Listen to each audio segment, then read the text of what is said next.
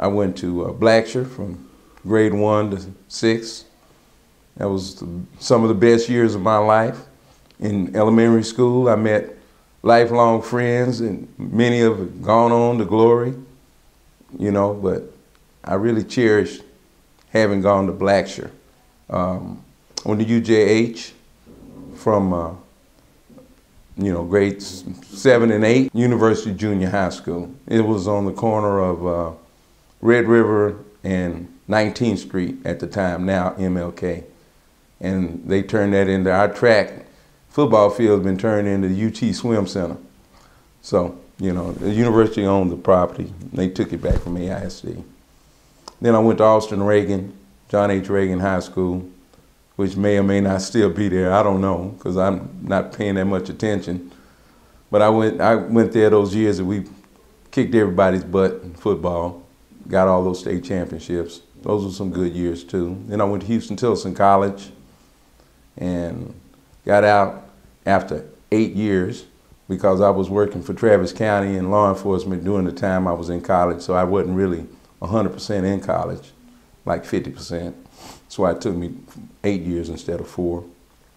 And then I moved to Dallas and I worked for the IRS for a little while, did a little stuff for them. I don't want to talk about it, to be honest with you. And I worked for SMU Police Department up there also. I came back to Austin after having buying my cab company, Austin Cab, which was Harlem at the time. I changed the name in '96 to Austin because people weren't wanting to ride with black companies, not even black people. They ride with white people too. It's the truth, just tell it like it is. And I got back in law enforcement for Travis County, where I originally started with the Sheriff's Department in '71, straight out of high school. And then I was with a constable, Precinct 5 for a long time. Then I ended up in '91 stopping, getting tired. I guess I say I retired because I got tired more than once, and for Nesby. And went on to run Austin Cab and do what I do. Yeah, Harlem Theater, W.G. Hunt Company, which is still here. His son Willis runs it because he's passed on. His wife is still here too. She was a principal at Blackshear, I think, for a long time, Mrs. Hunt. I don't remember her first name. Never knew her as anything but Mrs. Hunt. But I remember the Harlem Theater, Deluxe Cab Company, Randolph Hawkins owned it. White Swan, L.D. Davis's White Swan, but he never owned it. He was just renting, but didn't nobody know that, until after it's over with. We had a plethora of black businesses, but, Mrs. Peace had her beauty shop. Well, yeah, there was segregation, but it wasn't really that bad. Back then it was different. You hardly ever saw a black family separated. You had the husband and the wife, and it was community. And then later on, when they came in with all this welfare and this other stuff, that's when you start seeing the family breaking up and the city telling somebody you can't have your husband live in the house with you. If you want to get this assistance, you have to live by yourself. That's crazy. That's to break the family up. And some part of common sense needs to kick in and say, well, I don't want your assistance. I'm going to go out here and I'm going to work hard. And I'm not going to have that kind of mentality where I allow someone to break me and my family up.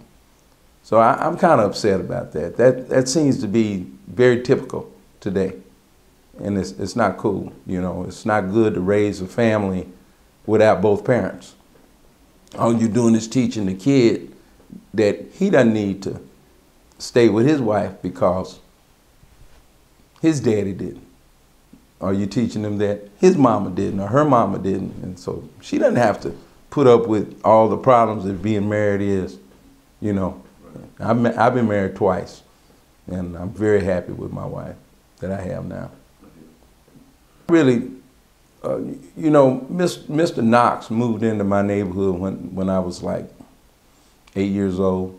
I was cutting his grass. His name is George Knox. I lived on Astor Place, Grant Park. Okay. And George Knox lived across the street from me, one house down. and he lived across the street from Mr. Theodore Youngblood, who was a porter for the railroad and also worked for Stephen F. Austin Hotel in Driscoll. And his wife is Jerry Richards' sister. Jerry Richards was, I had a nickname for him, I'm not gonna say it here, but he was the vice principal over at Keeling. And my mother used to teach at Keeling. My daddy was a professor at Houston-Tillotson. So, you know, I mean, like I said, it was a close, very close-knit community. You know everybody, you know, Mr. Robinson, Ben Robinson, you know, Jimmy Snell had that insurance, Atlanta Life Insurance up there on the corner, the Yates Drugstore. You know, all of these businesses, we had a black doctors, Dr. Connor and Mrs. Long, Emma Long, not Emma Long's white lady, but it was a Dr. Long. I don't remember her first name, but she was my doctor as a little kid. I remember her. She died really young. But we had our own dentist, you know, everything was real close. But anyway, back to the cab business. Mr. Knox is the creator, founder of Harlem Cab, 1943.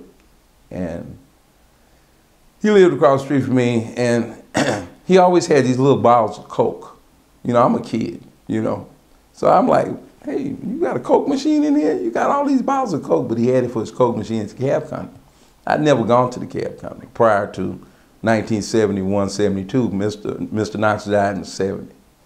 But he used to cut his grass. I got my first tip from him.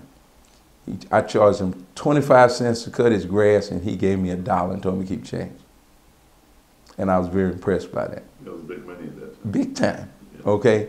And plus, you know, I'm cutting grass for 25 cents, so the whole yard, you know, and he gave me $1. You know, I love cutting Mr. Knox's grass, of course, because he took care of me. And so later on, when I got in the police business, we were trying to follow people, you know, for whatever reason, and they kept spotting our cars because we had these long whip antennas. So I got this idea in my head. I'm gonna go tell somebody I want to drive a cab. I'm gonna see what it's like. And I took the cab and I followed the people. They never saw us. And they wasn't up to nothing. And that was good because, you know, I look at stuff like this. A lot of times cops, they make up stuff on people and they're guessing and they're wrong. And then they try to justify their wrongness. You know, I like to kind of look into stuff and I say, oh, okay, this is what's going on. This is nothing. You know, so I try to be fair.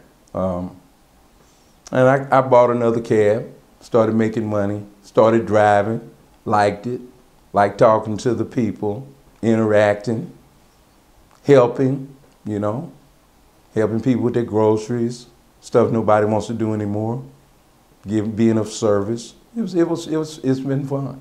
What happened is Mr. Knox died, and he was supposed to lead a cab company to a guy named Otis Axel, who was the manager.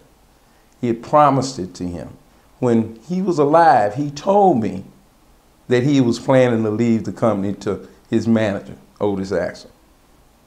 He died, his lawyer got half, and the secretary got the other half. Mr. Axel didn't get nothing. Mr. Axel was pissed about this, okay? We were friends. But it is what it is. Mr. Axel stayed on to be the manager. Ms. Knox stayed on to be the secretary. And Mr. James W. Townsend, the lawyer, who was really a really nice guy. I'm not trying to slam him in any way. He's deceased now, as is Mr. Axel. But Mr. Townsend, you know, would always tell me, if you want to buy it, I'll sell it to you. If you want to buy it, I'll sell it to you. I'm like, yeah, I want to buy it. Let me know when you're ready to sell it. But he never did let me know. Next thing I know, he sold it to a guy named M.J. Anderson. So M.J. Anderson bought Mr. Townsend out, and Ms. Hurd still owned her half.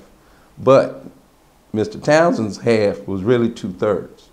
It was like he had 2 votes, whereas Ms. Hurd only had 1 vote. So he had control.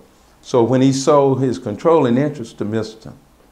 Anderson, Mr. Anderson had control. So he moved it from over there on 1129 and a half East 11th Street next to that liquor store that those Lebanese guys own. I think they're Lebanese. I went to school with one of them, son. But anyway, pretty nice guys, but, well, not the daddies, but the guys at my age were nice. They moved over there to Airport and Manor Road. So they're over there on the Airport and Manor Road, and we're buying better cars. And, you know, I'm going to the auctions and trying to uplift the fleet and everything. Unbeknownst to me, Mr. Anderson has made a deal to sell 100% of the company, including Ms. Hurd's share, to, what was that guy's name? Live Oak? No, before Live Oak.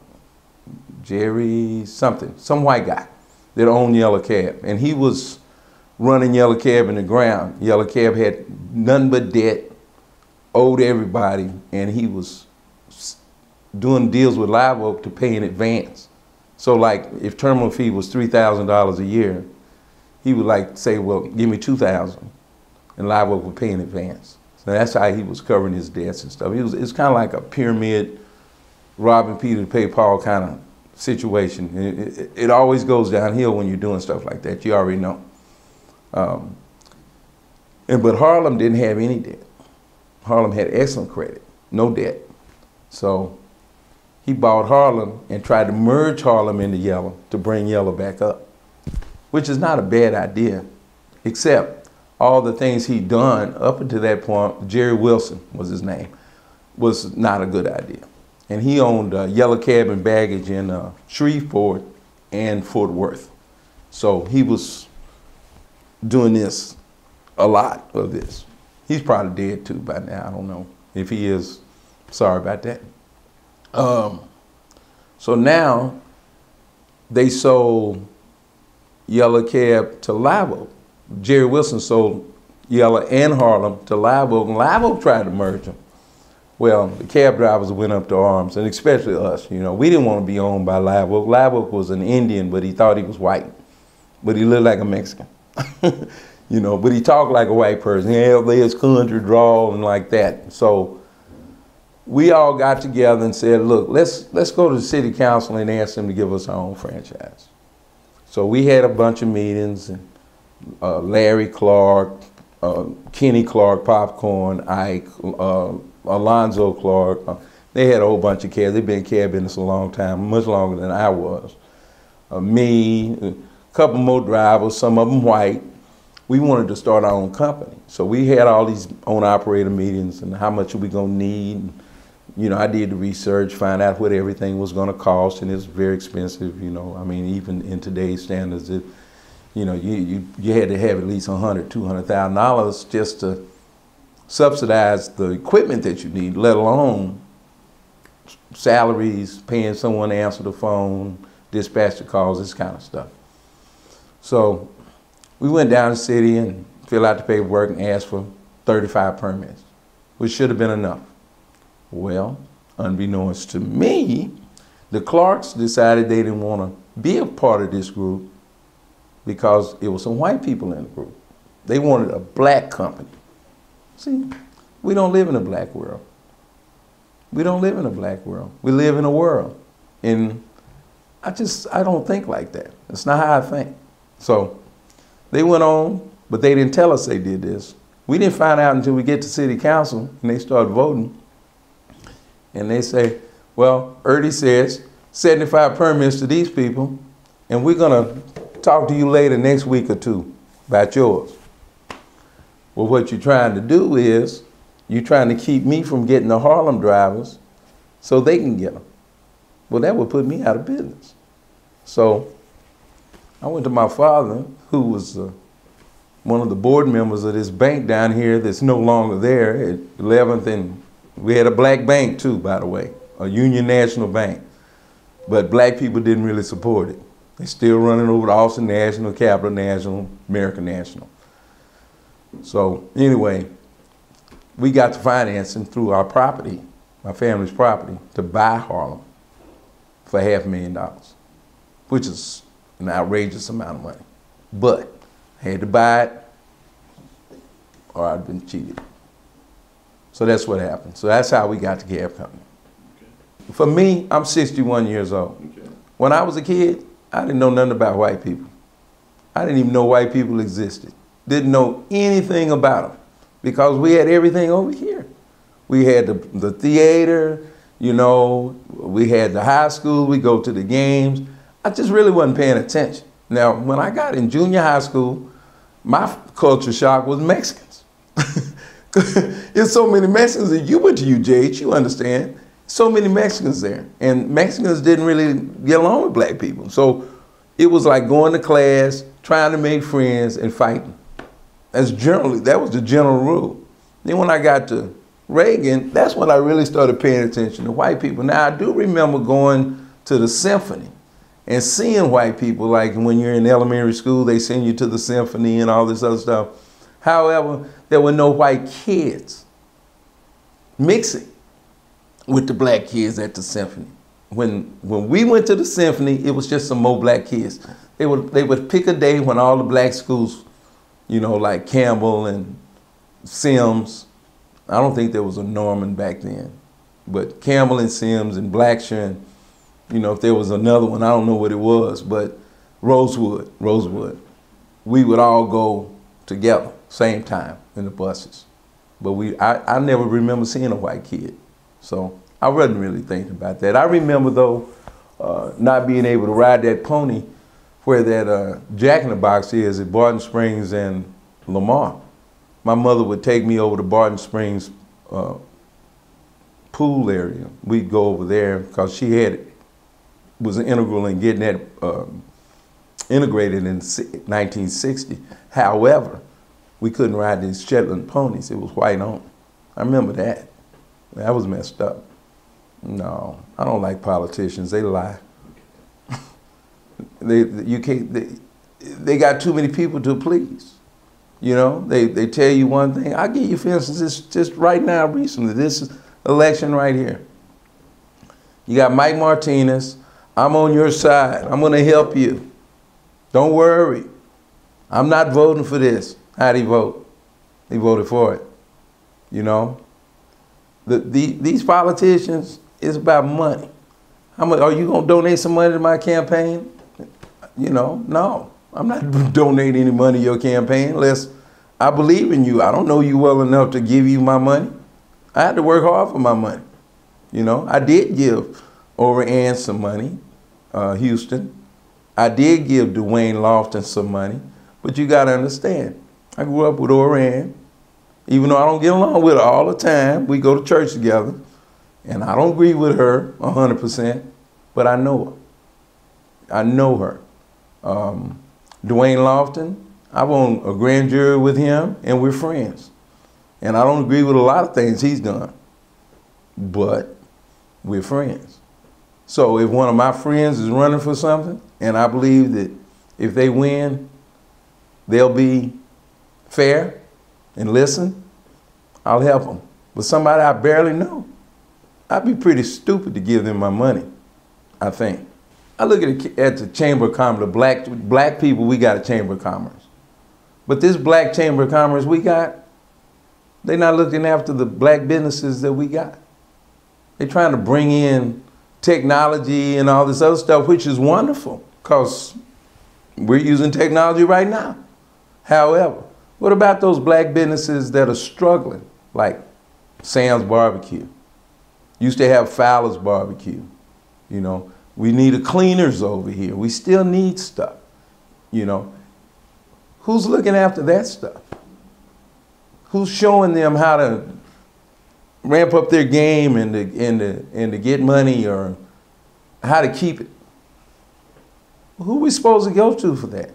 City council don't care.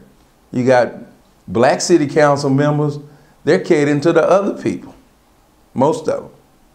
You know, we're going through this election process with this new single member district thing. Hopefully we'll get more than one black council member, you know, on there, and hopefully they'll be black. you know what I mean? Yeah. You know, it ain't about color. It's where your head is at. And hopefully that would be a wonderful thing. You know, they'd be looking after the rest of us and not be like the crab in the basket. Nobody let nobody else up. So I'm not concerned about growth because everything grows. You know, I'm concerned about the quality of the growth. You know, and we got to also look after the other people, not just us, because we're all in it together. And the money is coming from, most of the money that the chamber gets is coming from the hotel, motel bed tax, you know, and the growth. The growth is really a good thing if the money is split and shared to help us grow internally inside, you know, not push us out and have this gentrification problem that we got with people coming over here and kicking people out, you know, and that kind of stuff. If you own your property, you can't sell your property if you don't want to. But if you don't own your property and you're renting, why didn't you buy your property when it was really cheap? I mean, I remember when lots were like $500 and you could build your own house. You know, my father built our house in Grant Park for under $20,000 in 1959, 1960. Okay? And he got a loan. He had cash. He got a loan, built a house, all of this other stuff. You know, he went to urban renewal and he bought houses and he bought land cheap and went to the auctions. And, you know, I used to crawl under houses and hook up plumbing and wire stuff. And I know how to do a whole bunch of stuff. I mean, I did more than drive a cab and be a cop. You know, I've cleaned toilets and cleaned floors and worked for Extreme Clean. What's his name? Thomas Cleveland had a business. He was really good friends with Ankie Kirk, Willie Mae Kirk, who just recently passed away last year. Who's a really good friend of mine too. She was. But you know, we've done all kinds of stuff, but we don't keep doing it. And of course, I mean, everybody around here when I grew up had a good job. They worked. May not have made a lot of money, but they were proud. Now you see people standing around. You know, I don't know about how many of them are selling dope and stuff like that. I don't think it's as bad as people try to make it out to be. But, you know, you ought to own your own property. Buy your own stuff. You should. And then you don't have to worry about somebody moving in and taking over because it ain't for sale. Only way they can buy it is if you're selling it or if whoever owns it is selling it. How come you didn't buy it from them? And they jacking the prices up. And now the property taxes are going up because somebody came in here and bought a house that's probably worth, really realistically, $70,000. They paid like $300,000 for the house. You already know Travis County is going to believe the $300,000 so that they're going to make every other house in that neighborhood more expensive. That's how the county makes its money. So I don't, you know, I kind of blame whoever the Oakland County Commission's Court for that, though. Look like they could stop that. I'm friends with them. We were sandbox buddies. You know, when I was little, Ronald Kirk and Stuart King were my best friends. Right. We grew up together. We went Jack and Jill together. We had fun together. We argued over women together. Girls, they weren't women at the time. They women now. Right. But yeah. And we've had our ups and downs. I've been mad at Ronald Kirk for a long time, and I'm not mad at him no more because I realized it was me, not him. It's my fault. Some of it was his fault too, but I'll be a bigger guy and say it was my fault. But it's still his fault a little bit because I ain't gonna take 100% of it. But I'll say 61% of it is mine, 39 is his. Okay. But Stuart King, who owns King Tears Funeral Home now, because you know his father and his grandmother started it. Right. We're good friends. Still. Willis Hunt. We were all in Jack and Jill together. William Thayer, he died a few years ago. You know, Ronald's brother and I were really close. Sister Connie is my friend. Okay. We're close. Yeah. And she's got a sister named Sandra. I called her Vicky.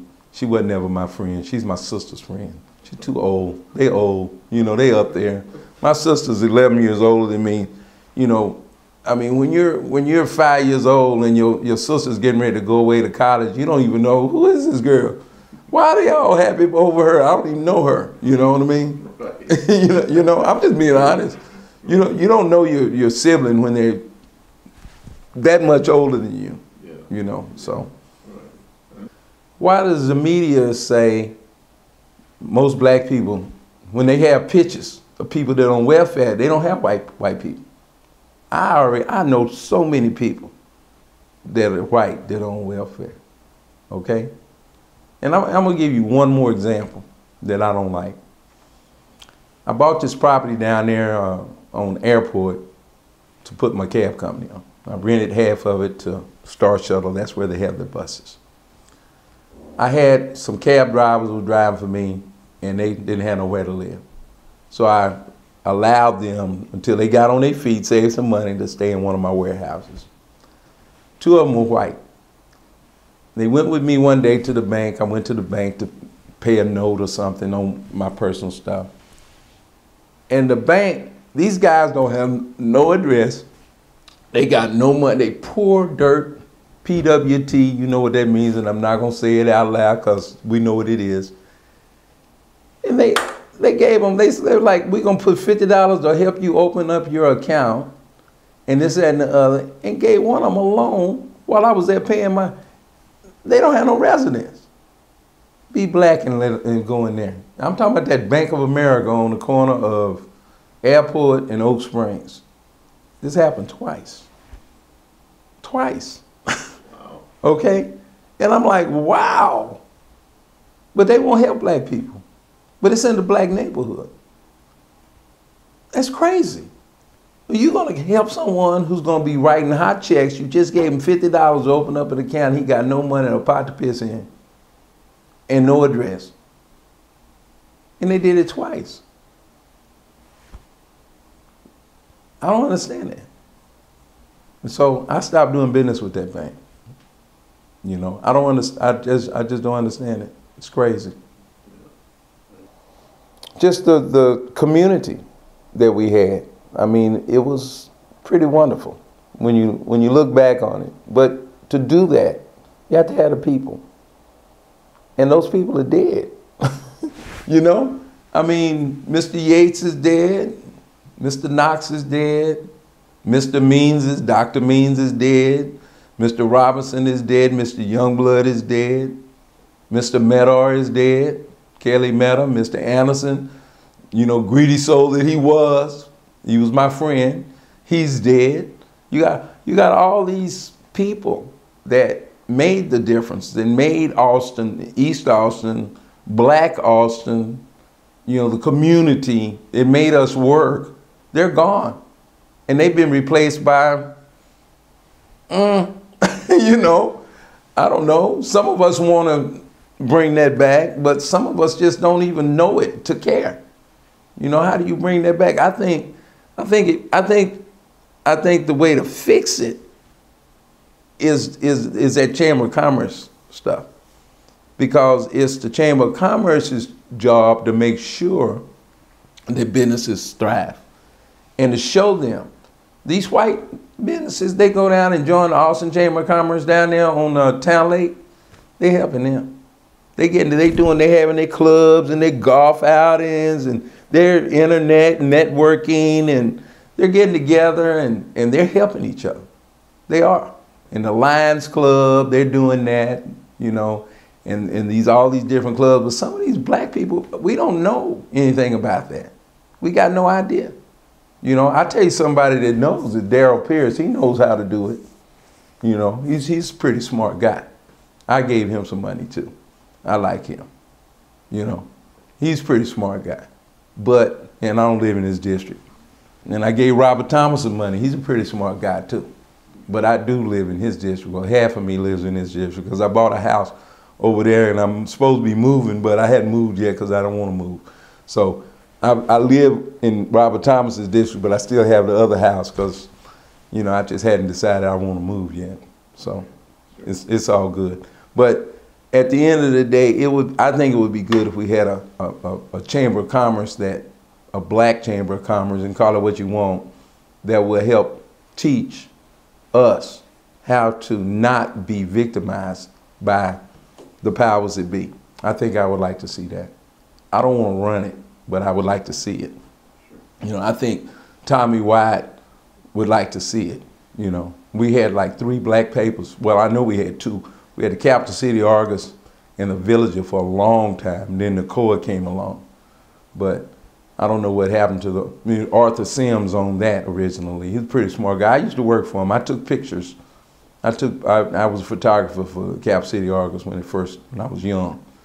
You know, I know that it's not hopeless, but we're gonna have to do it. No one's gonna do it for us. Because anybody that could do it for you gonna do it for themselves first. Ain't that right? Right. Yeah, yeah. And if you knew a way to hustle up $1 million right now, wouldn't you hustle up $1 million for yourself first? Of course. Or would you say, okay, here, I'm going to give y'all this, and with no skills on how to retain it? So, you're looking for somebody to do it for you. Ain't going to happen. I got the answer to that. If you're a parent, you need to, one of you, whether it be the husband or the mother, don't matter which one, needs to go from grade 1 up, kindergarten, all the way through, be seen at your child's school, interact with the teacher. You can't expect that teacher to raise your child for you. That's number 1. Because sometimes the teachers give the wrong advice to the child, and the child winds up being stupider than they were when they first went in. So I think it's important that you go to school, make sure your child is learning, go read to the class that your child is going to. Get your child where they're not embarrassed. I don't care if you're a janitor. I don't care if you're a cab driver. I don't care if other people think little of you. It ain't about what other people think of you. It's about what you think of yourself and your child and your child's opportunity. So you have to go and interact and let that be known. That's really important. And we don't do that. White people do that. That's why Chinese people and all them people, some Spanish people, they do that. We very rarely do that. We don't interact with the school, and that's really important. That will give your child a contextual knowledge of knowing my parent got my back. I can talk to them instead of talking to all these other people about their problems, and all these other people have nothing invested in you. You know, your parents have invested in you. So you should listen to your parents. They raised you, they birthed you, they clothed you, they fed you. You know, that's really important, and we don't practice that. What we do is we hoping everybody else is doing their job, but we're not on our job. So that's one of the first things I would do. Second thing, I would try to, if I was a parent, again, because I've done what I was supposed to do, I would put some money aside for my kid, just even if it's not even but $10 a week from the very moment they was born, so that I could make sure that my child had opportunity to do whatever my child wanted to do with their life, whether to go to college or start a business or to be able to have good credit by the time they got out of high school. They have the same opportunity to buy stuff as those other people's kids. Now, I ain't talking about no colors. I'm just talking about other people's kids, because they looking after their credit. You know, when you piggyback on someone on your credit card, if you have a credit card, and nowadays you just really have to have something like a credit card. You know, you have to have that just to buy stuff and be able to do enterprise with people. You would be automatically building their credit score every time you make a payment on time. It goes to the person that you're helping. And by the time they get out of high school, they'll have excellent credit, and you should be constantly talking to them, telling them why it's not smart to go out and overextend yourself. Nobody taught me that. My mom and daddy did not do that for me, okay? I'm just telling you. And I made all kinds of mistakes. And I'm just telling you, I made sure that my daughter, that didn't happen to her. You know, and I don't know if she learned it or not, but I know I taught it. And you know, that's, at the end of the day, you have to look at what you've done. You know, can you live with yourself for what you've done? Not what other people think about what you did, but what you did, and was it something that you could live with? And when you go to meet your maker, you know, can you tell them, I did all I could? Whether it's for your child, your wife, your husband, your friend, your mama, your daddy, your brother, your sister, whoever.